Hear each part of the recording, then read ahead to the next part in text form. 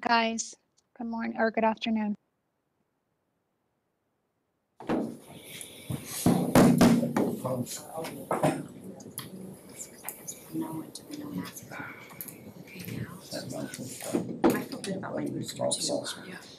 Hey, Terry, can you hear us? I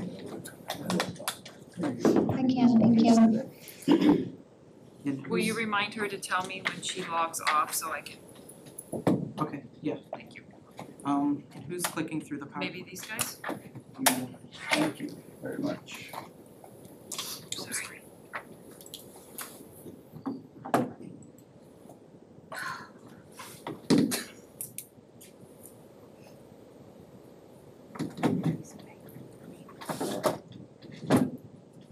Truck is ready to chop that down.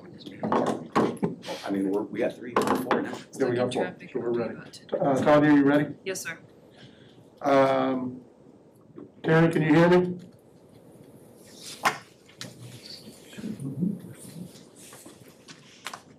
Ms. Castillo, can you hear me? Yes, I can. Okay. All right, we're gonna go ahead and call the school board workshop for Tuesday, November 2nd, 3 o'clock to order. Mr. Marchena, I believe we're gonna kind of turn this over to you. Is that the way we're doing this? And Mr. Krebenbacher, to walk us through your thoughts on small business veteran and vendor program? Mr. Chairman, members of the board, when this issue was raised, I engaged Mr. Marchena because of there is no lawyer locally that has engaged in this process more. He led dealing with it for the ones in Central Florida, the big one mainly being Orlando, the airport, the school board, and the county in Orange. And he's exceedingly well versed in this from both the federal level and the state level, particularly the kind of legal challenges that can occur. And I think he's exceedingly skilled in how you can achieve your goals, maximizing your resources and not wasting money.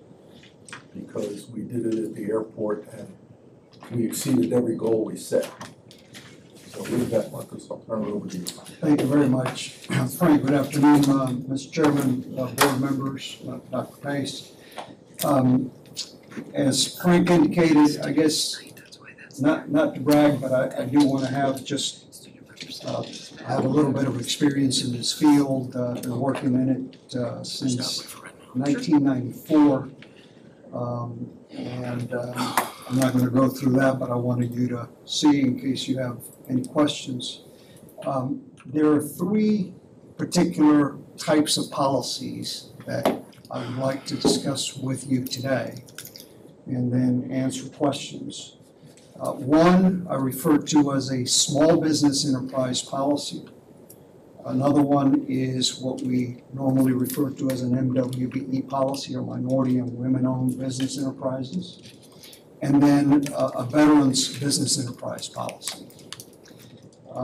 In order to talk about those 3, I think it's important for us to talk about the legal reviews that these kind of policies can go under if they are challenged in court.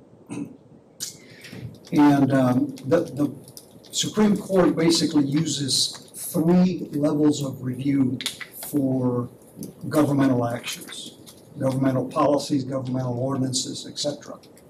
One of them, the least cumbersome, is called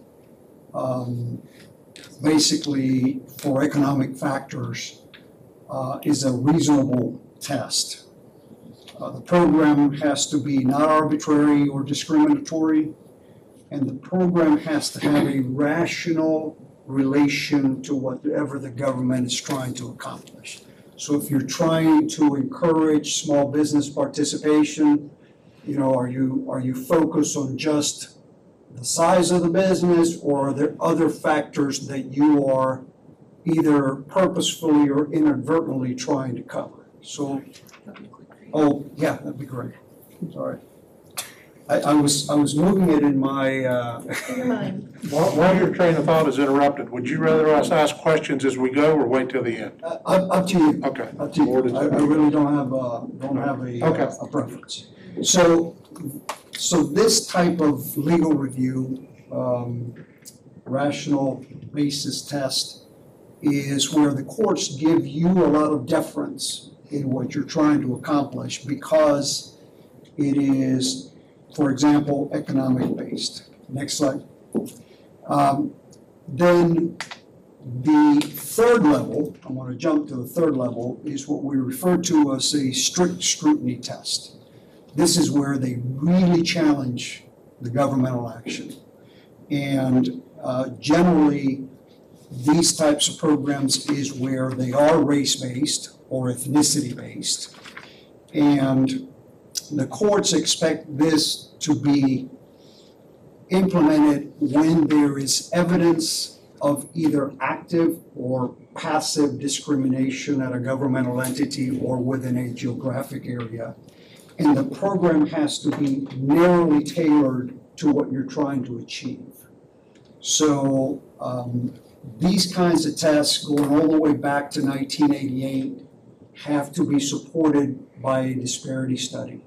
There was a case decided in 1988 that I'm sure all of you have heard at one point or another, is Croson versus the city of Richmond, Virginia, in which Mr. Croson, who had a plumbing business, challenged a quota that the city had. It went all the way to the Supreme Court, and that's when the Supreme Court said, well, look, you can't have quotas, you can have goals, and I'm obviously paraphrasing the case, but in order to do that, you have to have a basis from which to start, and that's where the whole concept of disparity studies came about. By the way, as an interesting side note, years after that, Mr. Croson actually moved to Central Florida and moved his business here, and I had an opportunity to meet Mr. Croson. Mr. Croson was actually a very good businessman. He was actually supportive of small business programs and MWBE programs. He just didn't feel like the way that the city of Richmond was implementing it was fair, and he decided to challenge it, and so we've had a number of cases that have come up since that time. So again, strict scrutiny. You have to show, for example, that because of lack of focus on policies in the past, the district has allowed passive discrimination to have occurred. That's not a finding that you can do. It has to be established through looking at data and looking at other information that would be done by a third-party consultant. Next slide. Then the last test, which I'm not going to spend much time on, is the intermediate scrutiny test. And basically, the best way I can describe it is a little bit more challenging than the rational test basis and not quite as challenging as the strict scrutiny. Most of the time is applied to gender-based issues, okay? Next slide. So let's talk about a small business enterprise program. I've participated in implementing a number of these. These are relatively easy to implement because they are subject to the easiest test, right? The rational test basis, because they are usually economic based. The idea being that any race, any gender, any ethnicity can be a small business based upon whatever definition you decide to establish that. Usually the way that these small businesses are defined are by looking at an average annual revenue over the past 3 years. You can use 5 years, you can use 4 years, you have some latitude with respect to that. And because you don't want a really wealthy individual having a bunch of small businesses, you also add a personal net worth test to make sure that overall an individual is not out there with 5, quote, small businesses, but he or she has a $5 million, $10 million net worth. The idea with the Small Business Enterprise Program is that eventually the small businesses grow, they graduate out of the program, and you sort of make room for others to come in and participate. You usually end up distinguishing between the sizes, for example, for construction companies versus other types of vendors because of the size of many construction projects. Let's go to the next slide.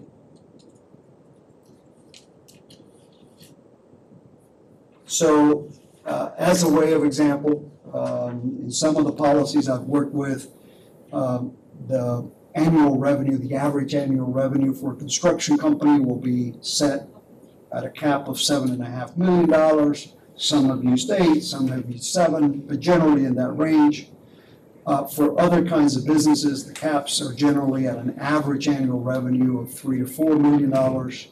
The personal net worth calculation, you usually exclude either all or a portion of the individual's primary residence. Because generally the equity in the residence, you're not trying to sort of count that against them, if you will. So some of the policies will say, when determining the personal net worth of an individual, you exclude the first 300,000, 500,000, 700,000 of the value of their home, the net equity of their home.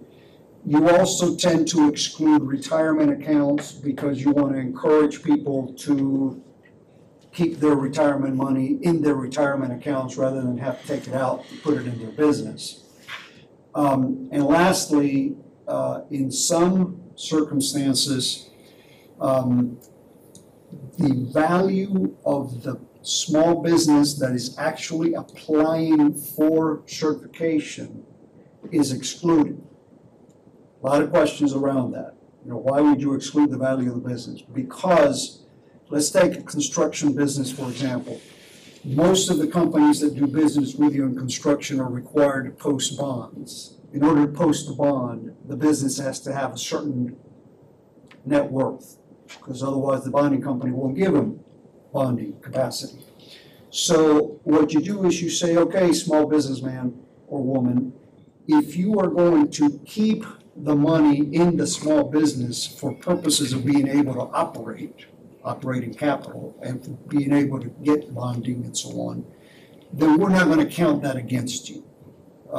So you allow that as an exclusion. Next slide. All right, minority and women-owned business programs. This is another kind of program that's fairly common. This one is race and ethnicity based, gender-based as well. So it is subject to the strict scrutiny test by the courts. As I said before, it requires some type of evidence of active or passive discrimination by the governmental entity. And by the way, this can be as simple as, in the past, the policies really were geared in such a way that large non-minority businesses had an advantage, and therefore that is deemed passive discrimination. It doesn't actually mean that you're looking for active discrimination among your employees. Frankly, it is not that often found in these days when these studies are performed in that fashion. So the government, generally to adopt these policies, if you're challenged, you need to be able to show that you've taken some non-race or ethnicity-based steps to try to fix the problem that you're addressing before really moving full-fledged into an MWBE policy. So let's go to the next one. So disparity studies. I've been involved in a number of disparity studies, some successful, some not so successful. Some have cost as little as $350,000, and to be very blunt with you, those were not successful. because they can't be cookie cutter. And many entities, when they come in to do a disparity study, they basically want to take the last disparity study they did, change the name, run some numbers through a couple of formulas, interview a few people, and boom, they got a disparity study. Frankly, it doesn't work when you do it that way. It has to be tailored to the particular entity, in this case, your entity. It requires significant staff time because the first thing that a consultant will do will be to come in and say to your staff in construction and procurement and services and so on, we need all of this data for the past 3 to 5 years. And I guarantee you, as we sit here today, that your staff has not been keeping that data because there is no reason to keep that data except to try to analyze it in this fashion. Let me give you an example of what the data is like. The consultant will want to know how many non-minority contracts have been issued in the past 3 years, how many minority contracts have been issued in the past 3 years, how many women-owned contracts have been issued in the past 3 years. Usually that's not too hard to get, right? You're at this first level. But then they really need to know how many subcontracts have been issued to Hispanics and African American and women and Native Americans and so on. And that's where the staff generally goes. Subcontracts, we haven't really had a reason to keep track of subcontracts issued to minorities versus non-minorities. So a lot of work then has to go into trying to recreate that data. That's where the studies really become difficult and become expensive. Next slide. Another kind of policy, and please understand this is an overview. I'm happy to answer whatever questions you guys have, either now or as we get to the end. Another kind of policy that has become very common is a veterans business enterprise policy.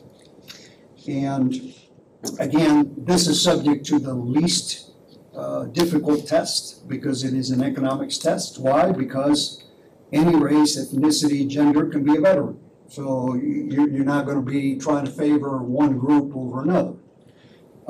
So it is similar in that sense to a small business program.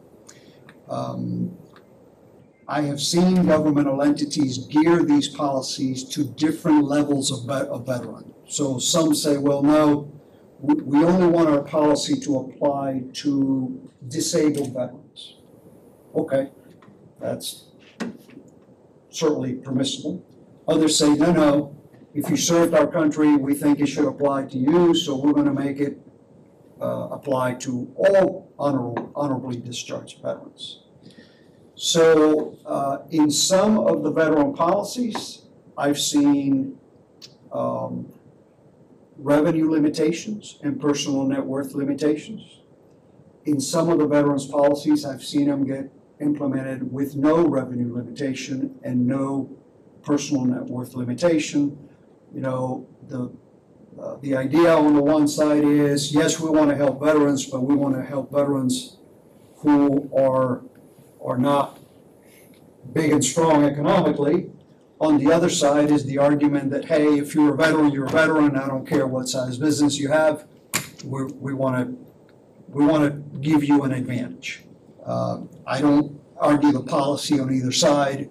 I'm just telling you from a legal standpoint how I've seen it done. So what are some of the approaches to incorporating small or veteran businesses into participation? Then we can talk separately about how to do MWPs. Some governmental entities will give a preference to a small or a veteran business that is fairly aggressive. They basically say, look, if we get 3 bidders and the small business or the veteran business, and you gotta choose, you can't have both, because you could end up with competing victories, right? So in some you apply one, and in some you apply the other. If the small business or the veteran business is within, say, 10% of the low bid, then we're gonna award it to them. We're gonna basically, we recognize we're gonna be paying more for that project, 8%, 7%, up to 10%. But we think it's worth it in order to have the veteran business or the small business get a fair playing field.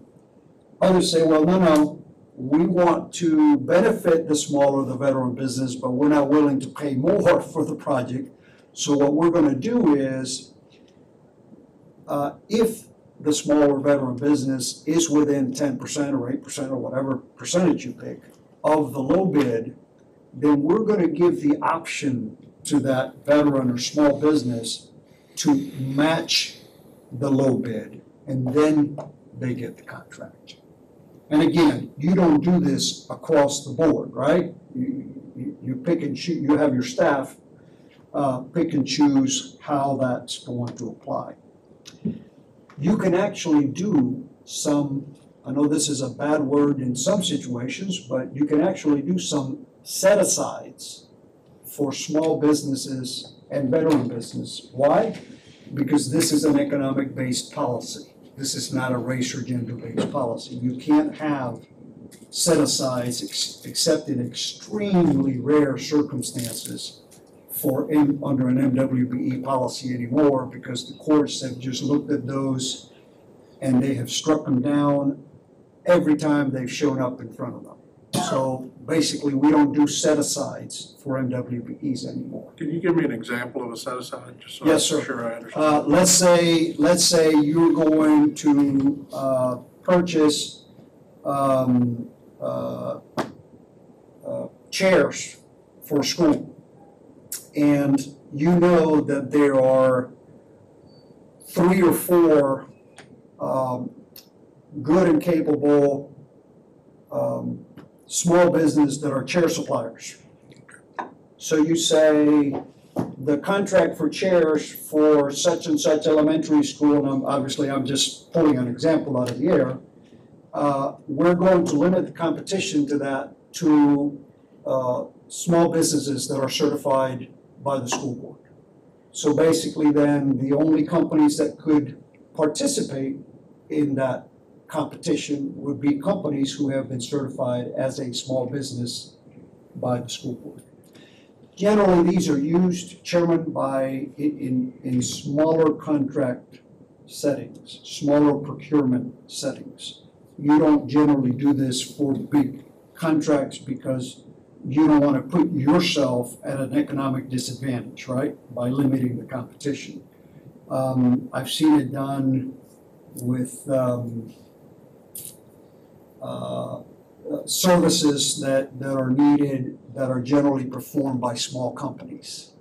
Are set-asides a percentage of a contract too? It sounds like the set-aside is the entire contract. The set-aside is the entire. 20% of the chairs are gonna be for businesses, so that's not the same thing, right? No, you generally do the entire contract. That's why you're looking for small procurement or contracting opportunities to do as a set-aside. Then the fourth one is the one that you're referring to, where a percentage participation goal is included in the contract. Notice I use the word goal, it's not a quota, okay? A goal where you say, hey, we want to see approximately X percentage of this be used. If it's as to an MWBE, it's really a goal. If it's as to small business or veteran business, it can actually be a quota. You can say, because it's an economic-based type policy. So in the MWBE area, you're really just limited to the contract goals, because the courts have struck down set-asides. The preferences are viewed very much like set-asides. So in that area, you're really limited to saying, in this particular construction of this school, based upon our disparity study, we're establishing a goal where we want MWBE businesses to get approximately X percent. We'll use the number 20% of the contract. So What's an actual reasonable Goal? number? Yeah, so I've seen, based upon disparity studies, I've seen goals established in construction as low as 7 or 8% and as high as 30% based upon the disparity that the entity found once the disparity study was finished. But again, it's a goal. So in that setting, when the company submits their bid or their proposal, they say, look, your goal was 20, we only met 13, but let us show you all the good faith efforts we went through to try to achieve the 20.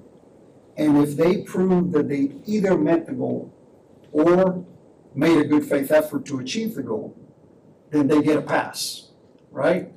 Because if you said, no, you missed the 20, therefore you're out, you just turned that into a quota, and under MWBE, you can't do that. So, I know that's a lot of information for So you if they guys. don't meet the goal, I'm sorry? Jenna, if they do not meet the goal, In MWBE, if they do not meet the goal, then you give them, generally, you give them an opportunity, and it's a very limited opportunity, usually 48, 72 hours, to submit to you all of the information that shows their good faith efforts. All the emails that they sent out to the certified MWBE companies, all the follow-up calls that they made trying to get people to submit bids from their projects, how they tried to break down a portion of the project so that it was small enough for an MWBE to be able to tackle it. So you don't not only look at what they did, but the intensity with which they did it, okay? And over the years, I have been a proponent of making sure that the intensity portion of the analysis is there, because it's too easy for big companies to just have somebody checking the box, right? And you don't really end up getting much. and if they don't meet that intensity requirement, Then they have not met the good faith effort, and their bid gets disqualified, and you go to number 2. And you need to understand, there's an economic impact to the district from all of these policies, right? You are setting yourself up for potentially paying a little bit more for a number of things. The question you need to answer is, what is the diversity policy that we're willing to implement? What do we think is a reasonable cost to that? I'm sorry? No, We never saw we much. didn't really see, there are some entities that do. Right. The ones that we deal with, we help them navigate these things pretty carefully, and we try to make sure that the cost increase is limited. well, in the end, these are legitimate entities, so they're business people just like anyone else. That's right. And they've generally dealt with this before, but you gotta monitor them, because if you don't, they'll abuse it. My question, Obviously, the small business and the veteran business are far easier and much less costly to implement, and you can get them up and running much more quickly than the MWB policy. If you said to me today, Mr. Marchena, start getting things ready for us to implement an MWBE policy, I'd say, okay, it's going to be a 3 to 4 month process to contract with a consultant. It's going to be about a year plus for the consultant to perform the disparity study, and you're probably gonna implement a policy 6 months after that, so you're looking at about 2 years to be able to get to that. If my understanding is when we looked at the complexion Yeah. of this community, we would achieve, we believe, the same goal with the veterans and local business set aside Yeah. that we would ultimately get doing the other. Yeah, that's a really interesting observation. I don't know what the rest of the board thinks, but I like this approach. But I'm curious, how would you, if we wanted to go down this path as opposed to the MWBE, can you get, I don't need the whole 5-year plan, but what would the first 2 or 3 things we have to do as a board? The first 2 or 3 things would be to put together an outline of what the basic terms of the policy would be. Let's just take a small business policy, okay? What the basic terms of the small business policy would be in terms of those items that I mentioned. What is the annual revenue limitations going to be? What is the personal net worth? What do you count? What don't you count? How are we going to apply it to construction? How are we going to apply it to procurement? I bring it to you. You guys say, good to go. We then draft the policy, which won't take a whole lot of time.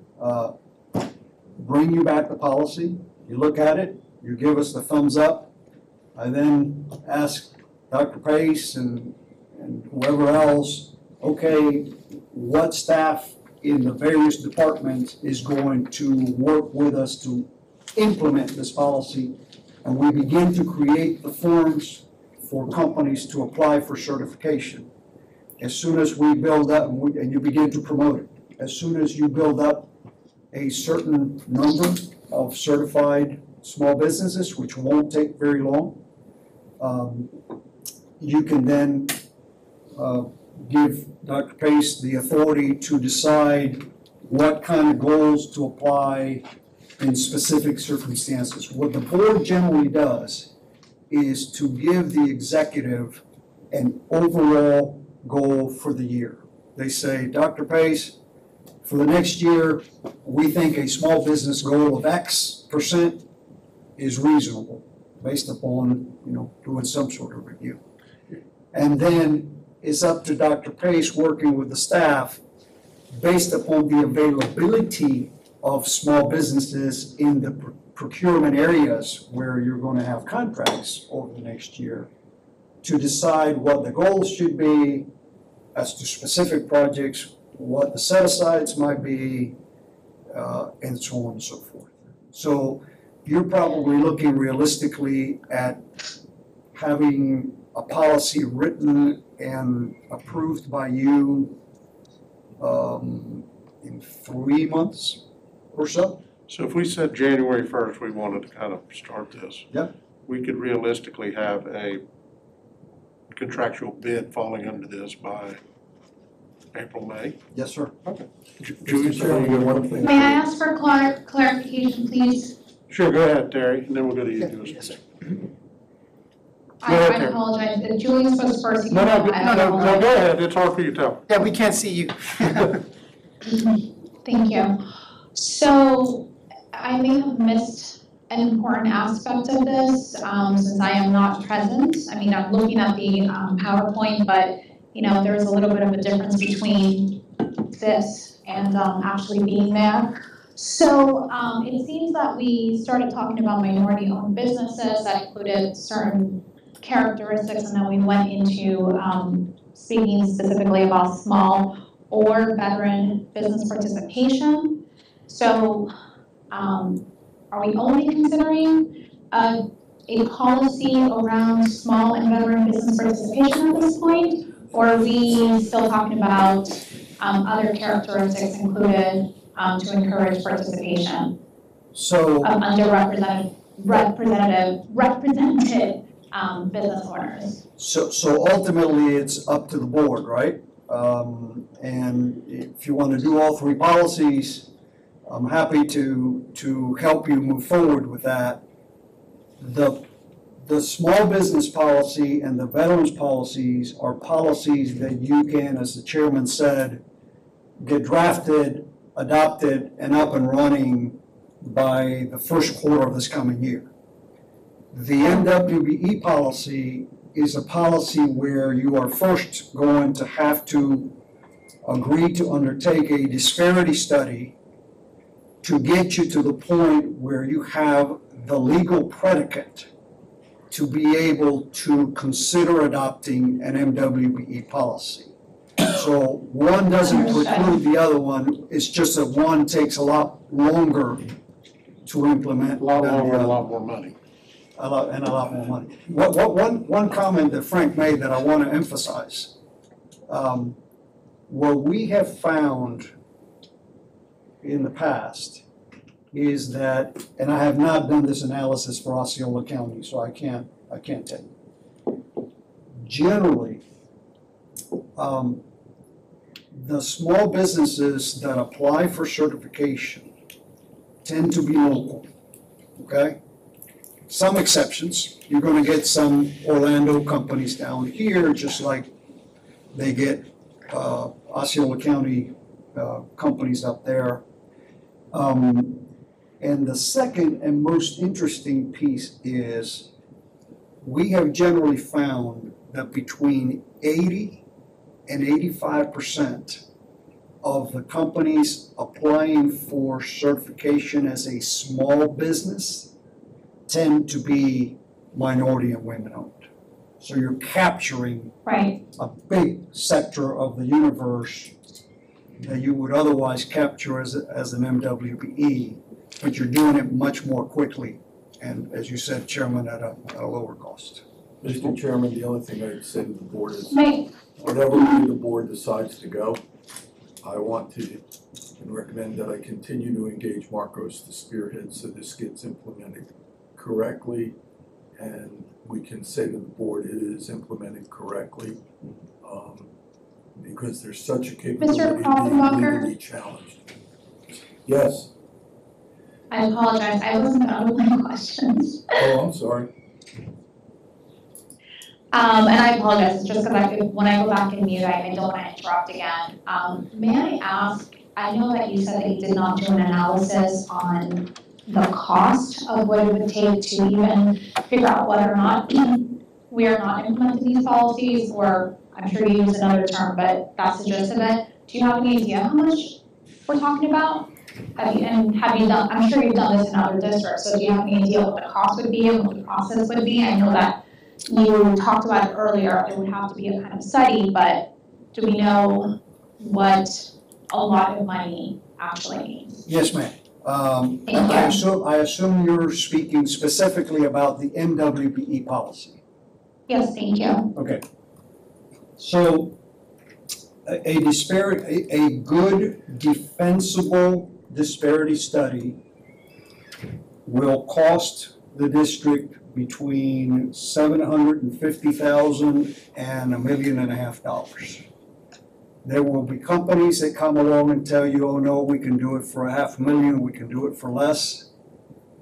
I have plenty of experience in this area, and if you want to get something that I can walk into court with and say the district is doing it right when you get challenged, you're going to spend between $750,000 and $1.5 million. The reason why it's a range, number one, is because it hasn't been competed, but number two, because when the consultant begins to analyze your data, it is not uncommon for them to say, hey, look, this data needs a lot more work than we anticipated, so instead of this, now the cost is going to be that.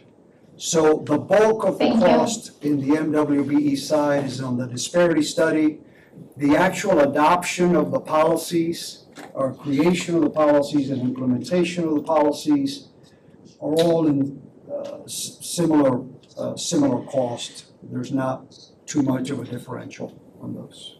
Thank you. One more question. I tend to believe what you said about small businesses capturing a lot of women and businesses owned by minorities. I have seen that statistic specifically in Central Florida, and particularly in Orlando, but I wonder if you actually have any kind of data that you can share with me and the rest of the board to kind of drive that point a little bit further, please? The last time I looked at this data for what we call the Orlando MSA, the metropolitan area, as established by the federal government, which includes Orange, Osceola, Seminole, and Lake counties. The small business parameters of some of the local governmental entities were capturing approximately 82% of the small businesses. Understanding that not all of those businesses were coming in to be certified, okay? But they were all eligible, within. May I ask one additional clarifying question? And this might not sound important, but it actually is for me. How do you classify in terms of this particular statistical point a small business? And here's what I mean by that. Is it registered business or is it business that actually is producing or that is profitable? What is the definition of that? If you don't mind, if you don't know, it's okay, you can let me know later, but I'm curious because I've seen those statistics. There's a lot of small businesses, but there's a disparity with how much they're actually producing and how much they're actually gaining, I guess, market share, for lack of a better term. Yeah, we are not able to go determine, in order to analyze the data, we have to take the existence of the business at face value. We do not look behind the curtain to determine whether or not it is a profitable business.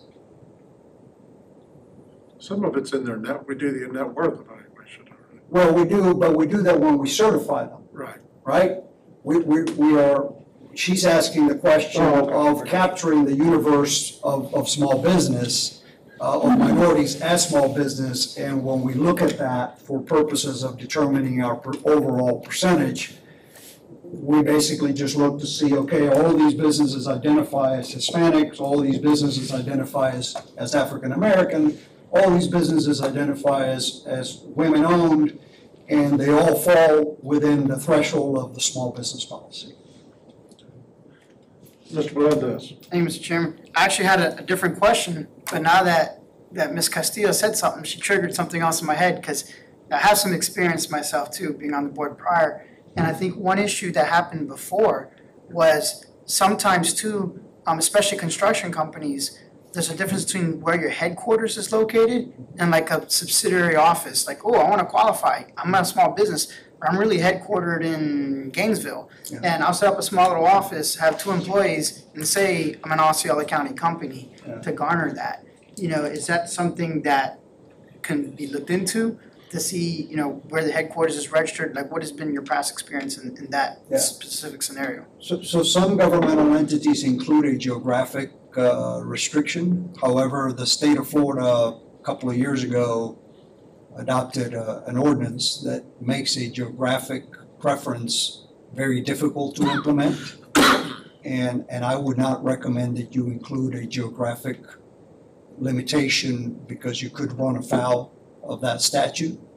I think most entities end up self-restricting. If you're a small business and you're in Gainesville, it's not very profitable to come do business in Osceola County.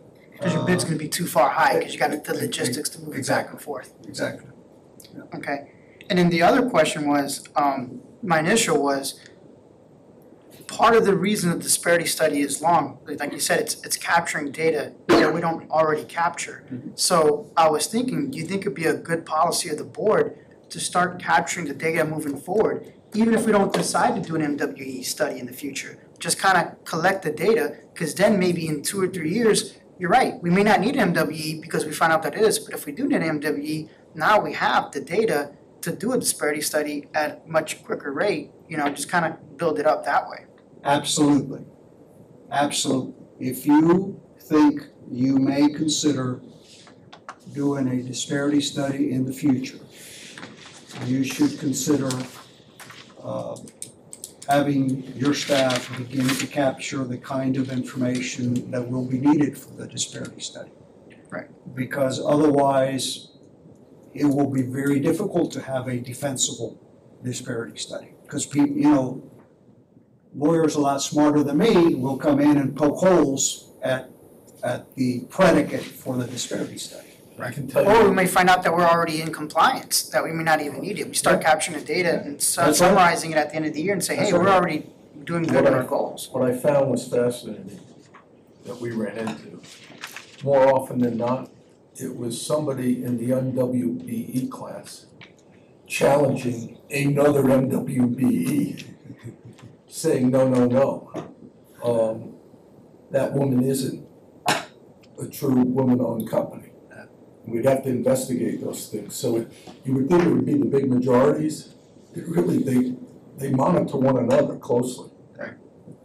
But keeping track of that data is really a good idea. Since we're having this workshop, I guess my final lead would be, well, thank you, Mr. Marchena. This was very thorough, and I feel comfortable with you kind of leading that charge. So if the rest of the district, the rest of the board kind of gives me a head nod, then I'd like to see you kind of help craft that. You know what I mean? Like if we want to say we want to start collecting data, what do we collect?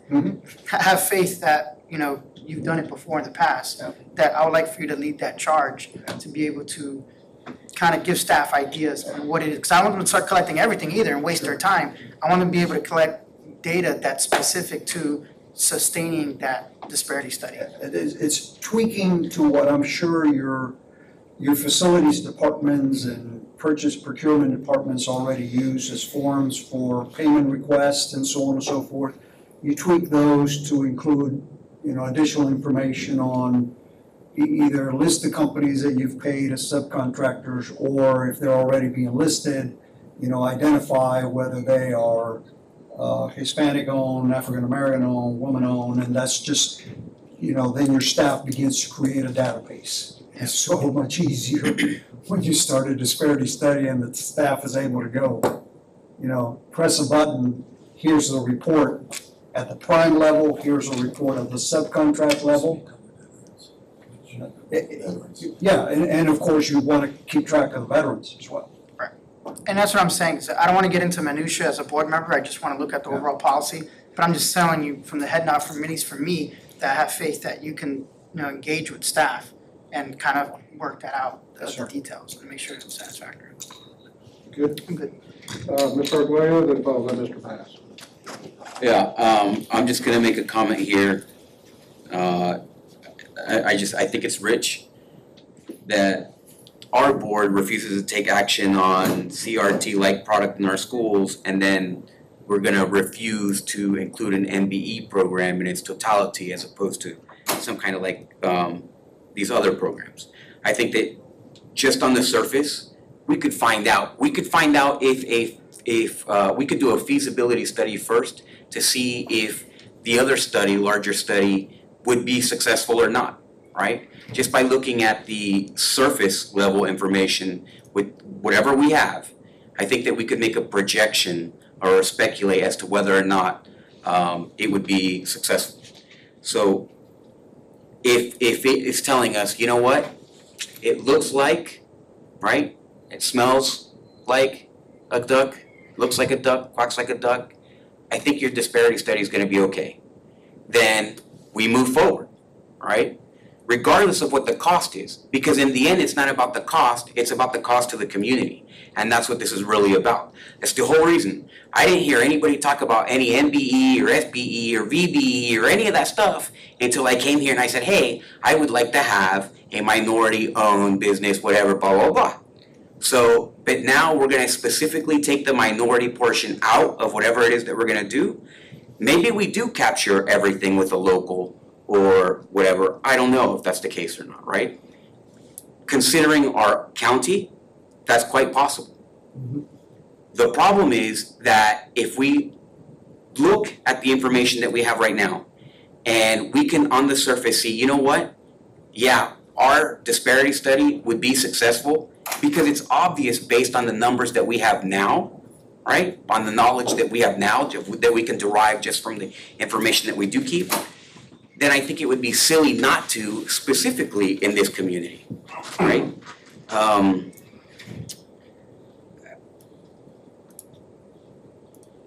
I mean, certainly it's not a great, it's just not a, this is terrible messaging to our community, right? We spend $1 million on all kinds of stuff, right? We've seen $800,000 contracts. We're gonna see a huge contract come up tonight on the agenda. And here we are in a 65% minority community, and we're telling them, we don't wanna spend the money on giving you guys businesses or on allowing you opportunities to conduct business with the school district. And that's exactly what we're doing. Oh, no, it's too expensive. I mean, the city of Tampa did it for under $300,000, and they have a hit and miss system, right? Like, they have some stuff going on. So there's all kinds of examples based on the population that we have, and based on the criteria that we want, and based on the information that we have available to us. There's no way that I would bet, you know, I only have like $100. So I would bet 99 on the fact that our disparity study would be fine. Mr. Arguello, I don't want you to Mr. ask. Chair, whenever the last person speaks, I would like to make a comment, please. Okay, I got you, Terry. I don't think you're asking me to comment on that, but just to be clear, I am not suggesting that you do or not do. I'm simply presenting data and information based upon my experience and my expertise. And it's up to the board to decide. You know, And it's very what you good want. and trustworthy, and I absolutely respect your reputation, and I agree with Mr. Melendez that I would absolutely not hesitate to choose you to go through this process, to help to lead us through this process. But I think that's What I have is a hesitation in the process, you know? So that's fine, you're an attorney, you're licensed, if the process is completely in your hands 100%, right? Okay, if the process is 50-50, I wouldn't trust it, and I'm just, you know, just gonna tell you. It's gonna be in legal hands if you vote to have a process. It's the only way I can assure you as general counsel that every dot's been dotted and we are. Then I would want a review of our current information available to tell me to give me a forecast of what a disparity study might look like, just based on what you have. Okay, I was gonna say that is Okay, may I speak? I'm sorry, guys, I'm not there, so I don't want Ms. the Castillo? conversation to get, yeah. We've got Mr. Arguello going through the line of question, then Mr. Bass, and then it will come to you. Can you hear me? Okay, yeah, I can hear you. Okay. Just, I don't want this point to be lost because I'm not there. Well, I'll see to it, go ahead. Go ahead, Terry. Go ahead, Terry. Thank you for acquiescing some time. I'm a little resentful of the last comment that was made because I specifically was asking questions about minority-owned businesses because I want to know that information.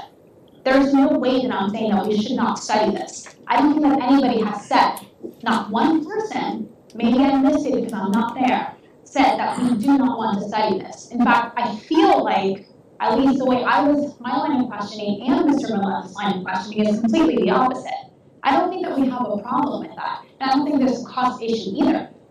I, for one, I don't know what everybody else is doing, I'm listening and processing information. I have not made any kind of decision. And there's no way that I don't want to make sure that we have the most equitable district possible out there. So I know this is a moot point and completely irrelevant perhaps to the conversation, but I do not want people to think that I do not have our small business owners, minority or otherwise, best interest in mind, and I do resent what's being put into my mouth. That's all I wanted to say. Well, thank you for acknowledging that that was irrelevant. What I was saying was that in the end, the votes are what matter, and the actions that we take as a board is what matters. The discussion does not nearly matter as. We haven't been given direction, so not sure why we're having this conversation right now. Well, Madam Vice Chair, you've been on the board, I'm not sure how many years, but it didn't come up prior to my election. So as soon as I was elected, it was one of the first things I recommended to the board was to bring a program So may I be the forward. first person to say thank you so much for allowing us to have this workshop that is very instructive. I'm learning a lot. Thank you so much for bringing that out. Thank you for being an advocate. I commend you for that. and now I wanna know more information. All right, Ms. Castillo, Mr. Arguello, I don't know if you Thank you. finished your Yes, line ma'am. of questions or not. Mr. Bass, and then pretty Mr. simple. Melendez. Thank you, by the way, for this effort.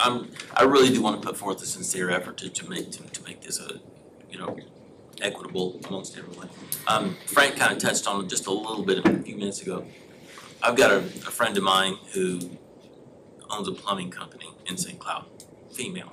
And she is truly, she is the plumber. You call her, she's the one that comes out and crawls under the house, and she is truly the mind.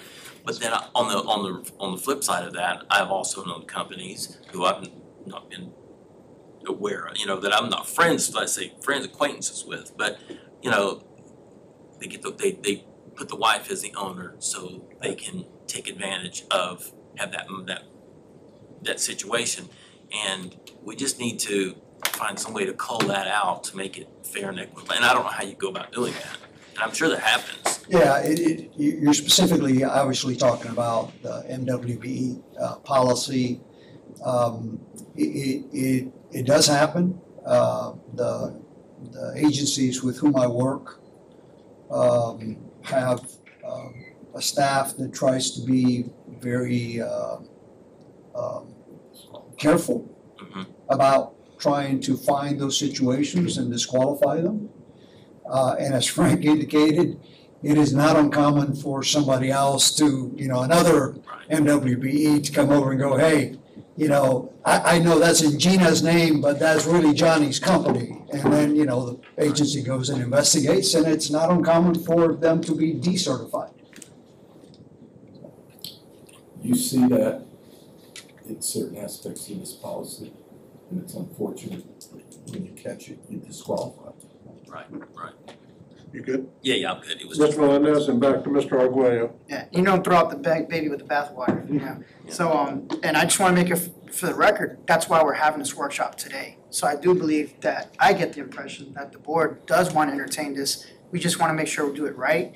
And as you just declared today, it's a process. We can't just, snap our fingers and tomorrow have a good defensible study. I mean, we could sit there and say, okay, we're implementing the policy tomorrow, but it has to be able to stand up in court and be sustainable.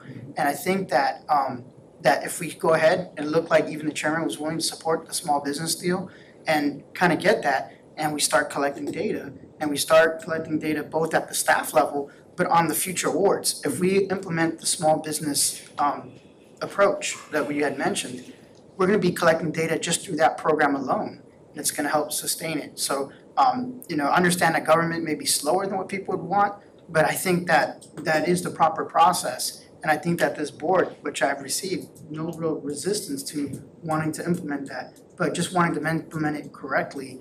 And like what Mr. Bass had mentioned before, we don't want people gaming the system. So if we could take like lessons learned from other districts and kind of like modify ours to be the best that it can be too, to ensure that it's really helping out the population that needs it the most.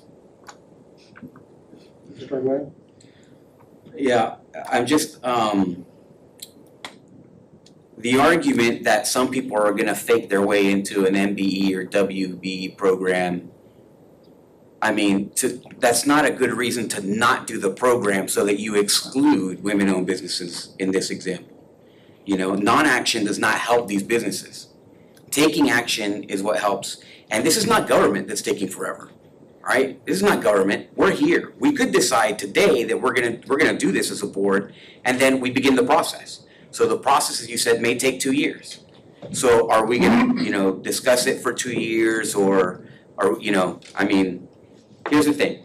This community, right? I don't need to be Mr. Smith to realize that our economy needs help, and the school district has $1.7 billion, and right now we're failing to get that $1.7 billion into the hands that need it the most within our community with the opportunity. So we're failing in the opportunity to implement a plan that helps our community. That's all we're doing, because it's, with all due respect, Mr. Marchena, this presentation has been excellent, right? But I think everyone here has somewhat familiarity with an MBE program. This is not Chinese to us. So, did we learn anything that is really gonna prevent from the very first time that we discussed it? It's just a matter of, for me, and just to be absolutely honest, to me, this is just a veiled attempt to prevent an MD being some other type of program.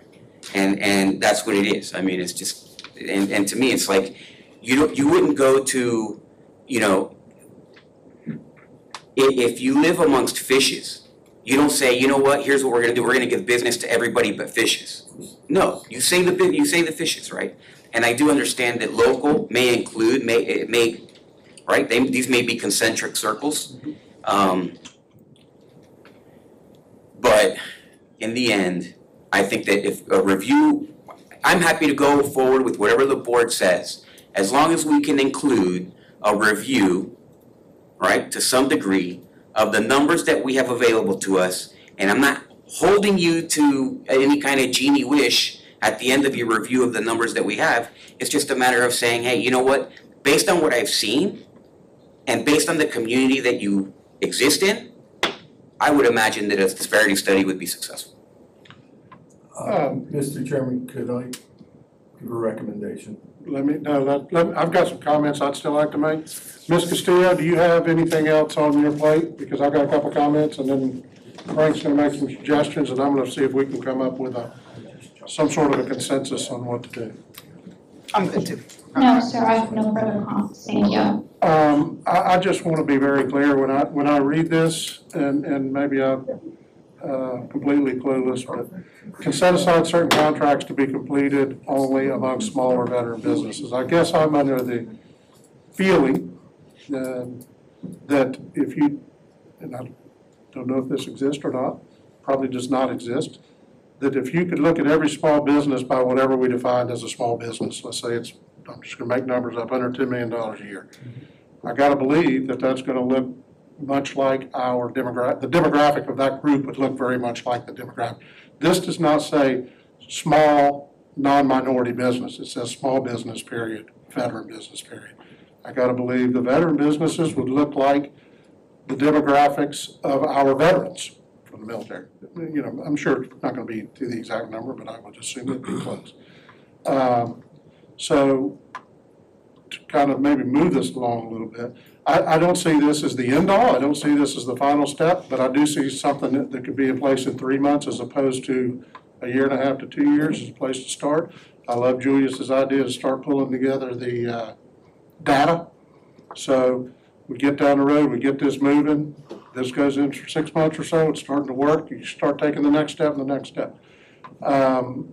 Frank, you want to throw something out, and then let's figure out kind of what we I want to would do. hope the consensus of the board could be, one, that we bring back to the board, working with Dr. Pace, the draft policy by January, so that it can be adopted, and that we bring back an approximate report on all the data we could identify within 6 months of today, so that the board can then look at that, because that's gonna take us some time to work on that. But I think the big focus, if you wanna do this, would be to get the policy up and running. And then there'll be a third thing I would say to the board, and I've said it to you before, I would recommend that Dr. Pace review with the board publicly. I'll call it the PR program, to communicate business opportunities, including this program, to our community.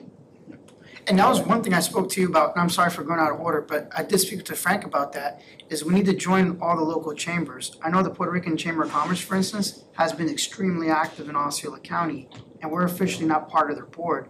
You know, so I would like for us to possibly join the chambers and kind of get to meet them halfway. And so that way they know. The RCT department has joined the Puerto Rican Chamber. May I ask? And also, our community relations team just reached out to me about the Hispanic Chamber. We're certainly willing to pursue that more. You all right, Julius? Yes. Ms. Castillo? Yeah, I know, I said I didn't have any more questions, but I do. Frank, when you say gathering data, what can, you don't have to tell me today, but I need to know, what is this data that you're gathering and to what end? Like, you don't just gather data to present, like, what is the story you're trying to tell? Or what is the question we're trying to answer specifically? Good question, I'll let Marcos address it. Yes, ma'am. I think this goes to Mr. Arguello's suggestion that we take what I will call a sneak peek at the data to see if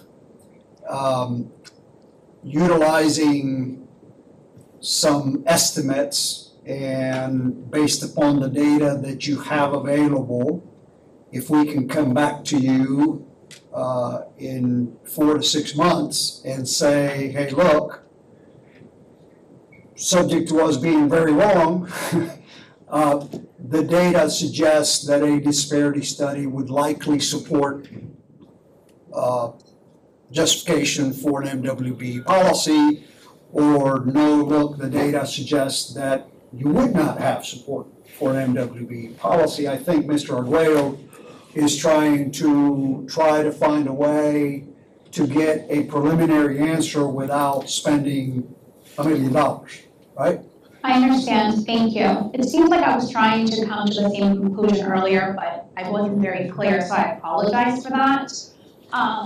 So just so that I'm clear and that I can communicate this to my constituency if I'm asked, which I will be asked, I'm sure, we are specifically gathering data from our school district, from the vendors that we do business with, to determine whether or not the people we are doing business with, we are participating in business with, we are open to business with, are a reflection of our community, i.e. women, people of color, Hispanic people, veterans. Am I correct with that assumption? Yes, ma'am. And basically what you do is you do a comparison of those numbers to the overall business availability numbers within the community to determine, is there a disparity? Understood. Okay, and this is gonna take you 4 months? I haven't seen your data. I haven't started looking We're at your giving data. ourselves some time because we have to get the policy done, and I don't think either of us are comfortable telling you what data's there right now.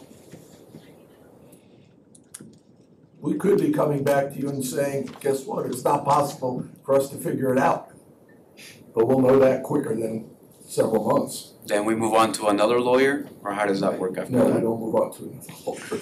Not the data's not. Board, what, kind of heard Mr. Kruppenbacher's kind of suggestion on a way to move forward. Any thoughts on that? Any consensus? Any other?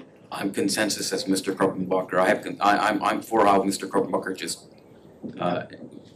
proposed it. Yeah, and then also the gathering data is not just about gathering data for the disparity study, but gathering data on the vendors that we have moving forward. So every new contract we award, we start building that database to sustain. I think that is absolutely essential. That has to be a part of it. And Ms. Castillo, I can see everybody's head nod but yours. Are you okay, or you got a different path? What are you thinking? I'm okay. I'm not in love with the timeline being so long, I'll be honest with you. The timeline, The timeline being so long. I really don't think it should take you 4 months to gather information that we already have. But that's No, fine. I don't think that was to gather that information. That was to be able to get a process in place. And that was by the beginning of the year, if I understood it, correct me, Mr. Kruppenbacher. And to compile the conclusion. It was By the beginning of the year is to have a policy in place, and I'm assuming that policy would start to move as this other thing is going at the same time. And the reason we asked for 4 to 6 months on the data, we don't know what we may have to dig into. I mean, I don't know if But there's two press a button tracks and that it can all be pops going. up, That's right. or if we gotta go file by file. One, you tell us, look, we want to proceed with the small business and the veterans policy, or one or the other, or both. Yeah. Then, I would like to do the small business and veterans policy now in January. Yeah. That was the impression that I was at. Yep. I want to gather information to sustain the database Yep. to justify a future disparity study. Which we're working on And parallel. simultaneously, you'll be trying with what data we have, tell us where we are at, Exactly, to see if a full.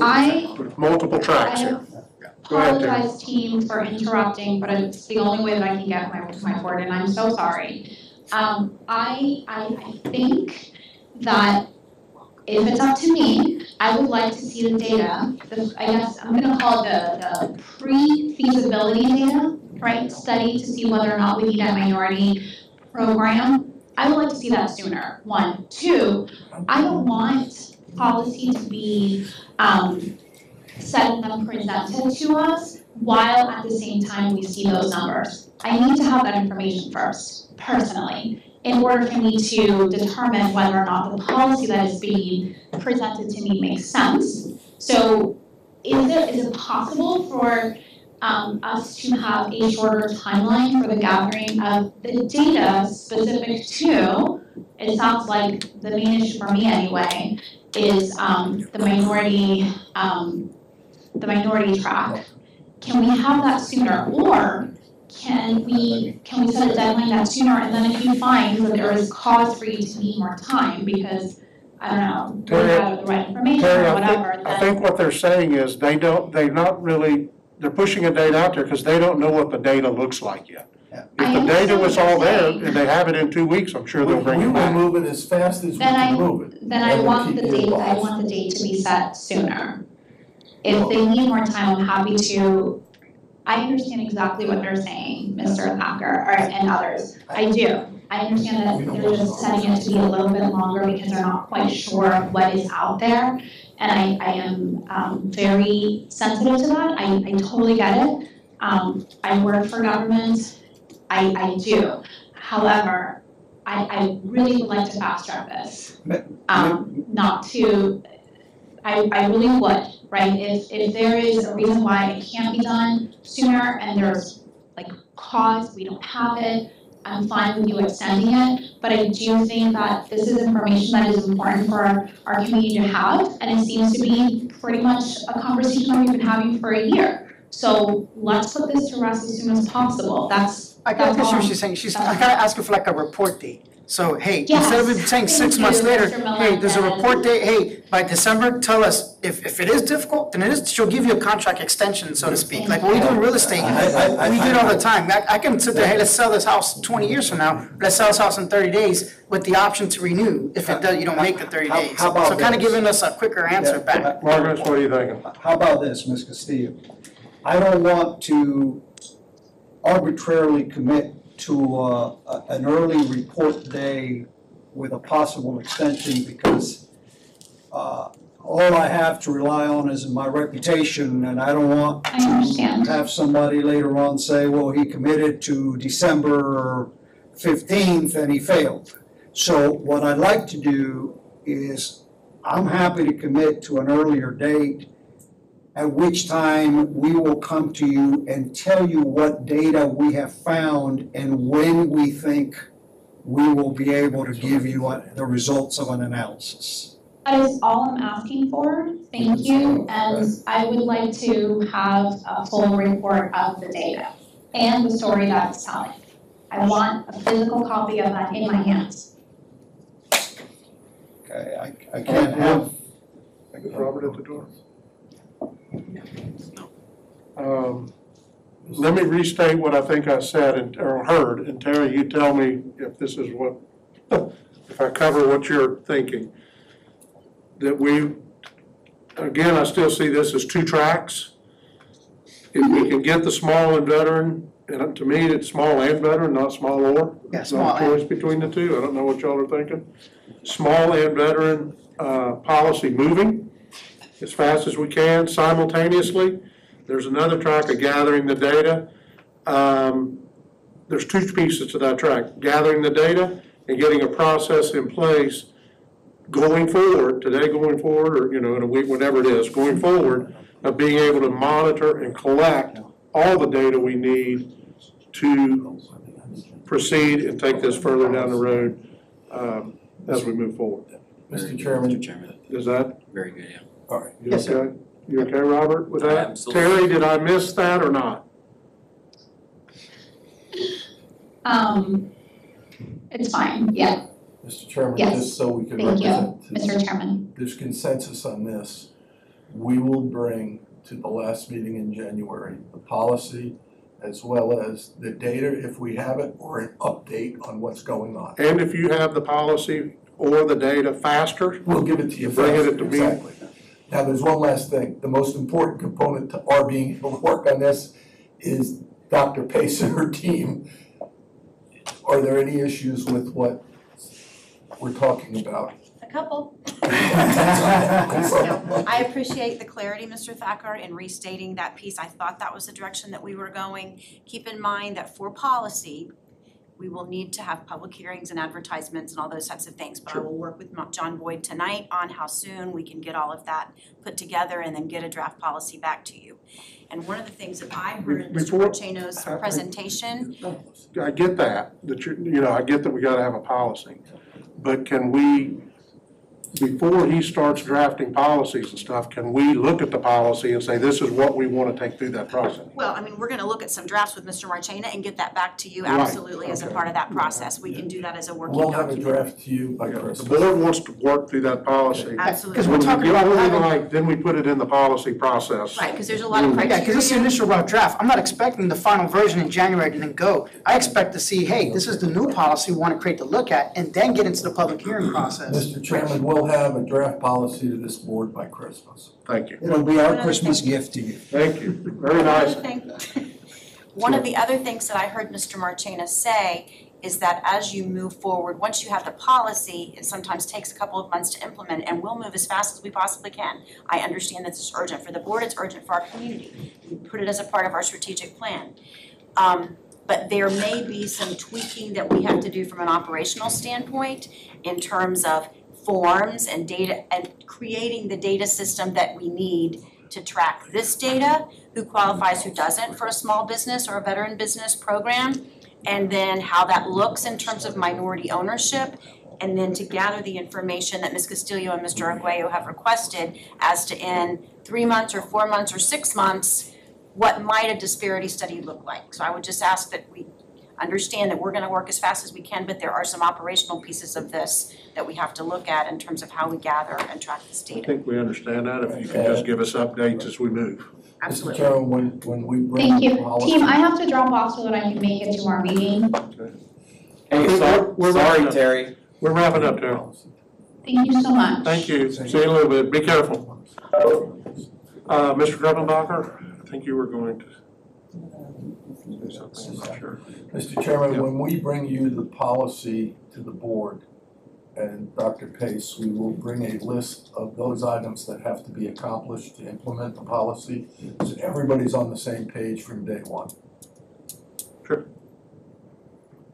And I'm assuming when you bring it, that Dr. Pace's staff has said this is something we can do. We will not be bringing things that have to be implemented in timeframes without Dr. Pace's input and Sarah's, I mean, because we just make sure we have the all the systems and great stuff talk in the reflected and world, everything it's else, which I not- think we do, but I don't know we're why. not got it locked down as to when it happens and who does it. What one thing you don't wanna do is have a false start on the implementation of one of these policies. Agreed.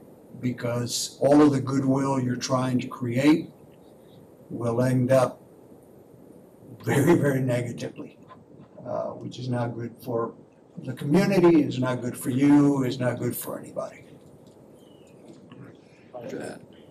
Everybody, I got one Roger that, I got a couple more of that. Yep. With that, thank y'all very much. Thank you, Mr. Marchena, Mr. Grebenbacher. We're adjourned. We'll reconvene at 5:30 with our regular scheduled program.